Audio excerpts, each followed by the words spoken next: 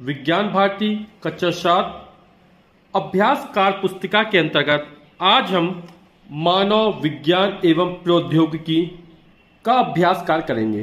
पहला प्रश्न है, आपने दैनिक जीवन में प्रयोग होने वाली वस्तुओं के नाम लिखिए।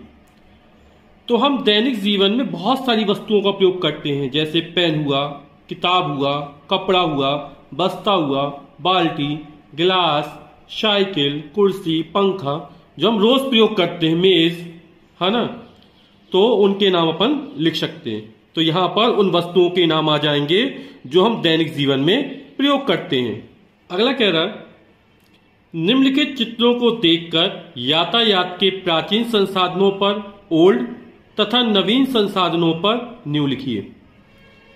यानी जो पुराने संसाधन थे, जो प्राचीन समय प्रयोग किया करते थे, उस पर अपन को ओल्ड लिखना है, और जो नए संसाधन है उस पर न्यू लिखना है। तो ये हवाई जहाज है, ये हमारा नया संसाधन है, NEW न्यू लिख दिया। ये कार भी हमारा नवीन संसाधन, इसमें न्यू लिख दिया। ये बैलगाड़ी है, ये हमारा कैसा है, पुराना संसाधन है, ओल्ड लिख दिया, OLD।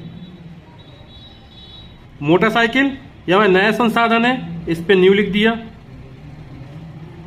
साइकिल, ये भी हमारा नया संसाधन, लेकिन पुराना हो चुका है, लेकिन फिर भी ये नवीन संसाधन में आएगा और इसमें हमने न्यू लिख दिया। किताब में हमारे इसमें न्यू ही लिखा गया है, नए संसाधन में है ये।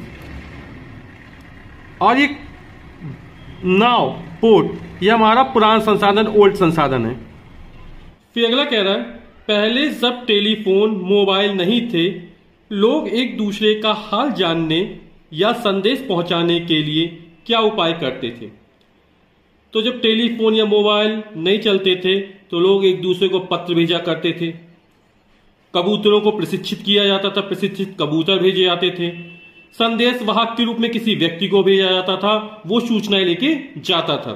तो अपन लिख सकते हैं संदेश वाहक, पत्र, टेलीग्राम, प्रशिक्षित कबूतर।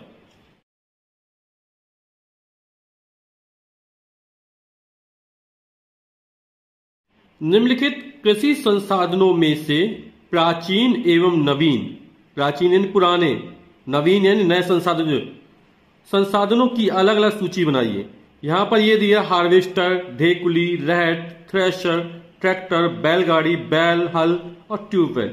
तो इनमें से छांटने अपन को कौन से प्राचीन कृषि संसाधन है और कौन से नवीन कृषि संसाधन है। तो हार्वेस्टर अपना कैसा है, नवीन है, तो ये हार्वेस्टर जो होगा वो नवीन कृषि संसाधन में चला जाएगा। ढेकुली, रहट, ये प्राचीन संसाधन है, तो ये दोनों प्राचीन संसाधन में चले जाएंगे। अब ये थ्रेशर आप लोगों ने देखा होगा, ये नवीन संसाधन है। ट्रैक्टर भी हमारा नवीन संसाधन है।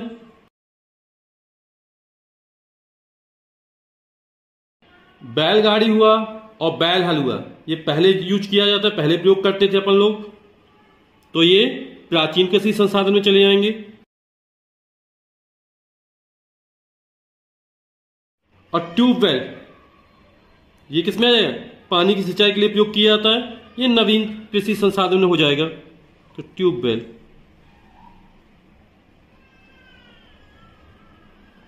फिर अगला कह रहा है, निम्नलिखित चित्रों को देखकर विज्ञान और प्रौद्योगिकी के द्वारा यातायात संसाधनों में हुए विकास का क्रमबद्ध अंकन कीजिए। तो यहां पर इनमें क्रमबद्ध अंकन करना है कि सबसे पहले आदमी किस साधन का प्रयोग करता था।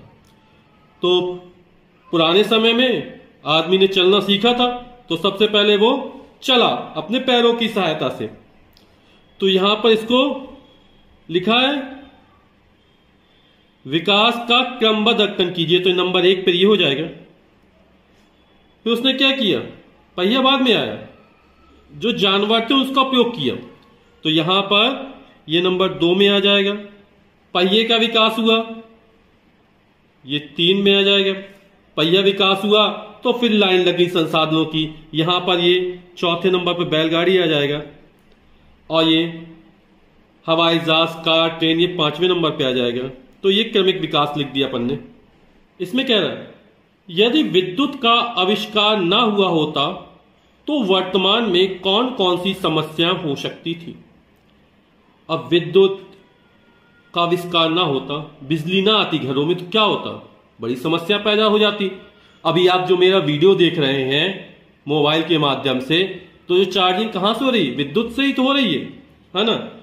तो विद्युत का आविष्कार ना होता तो क्या होता?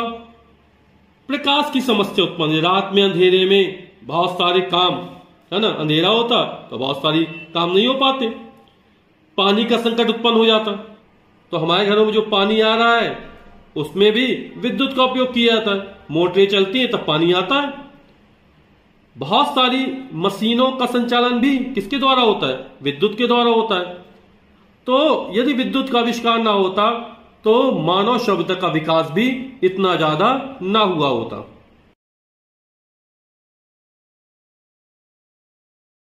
फिर अगला प्रश्न कह रहा है, कृषि के क्षेत्र में विज्ञान के नियमों व सिद्धांतों के प्रयोग से विभिन्न वस्तुओं के उत्पादन में आशातीत वृद्धि हुई है। बिल्कुल सही कह रहा है ये।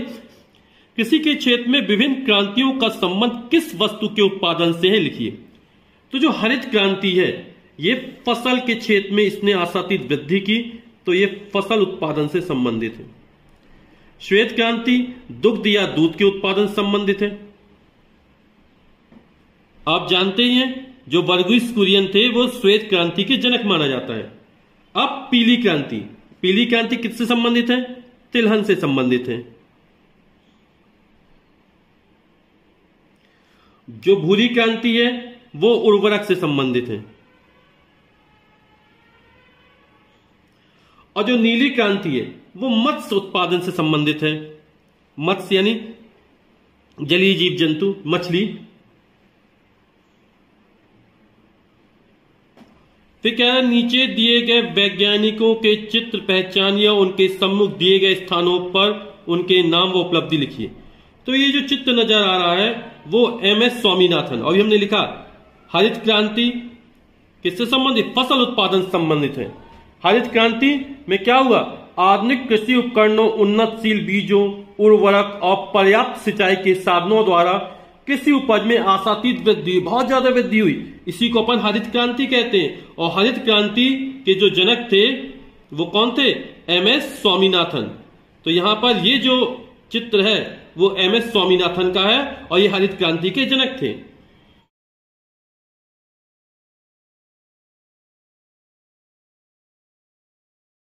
यहां पर ये जो चित्र नजर वो डॉक्टर वर्गीस कुरियन का है। अभी आप चर्चा की थी, ये श्वेत क्रांति के जनक थे।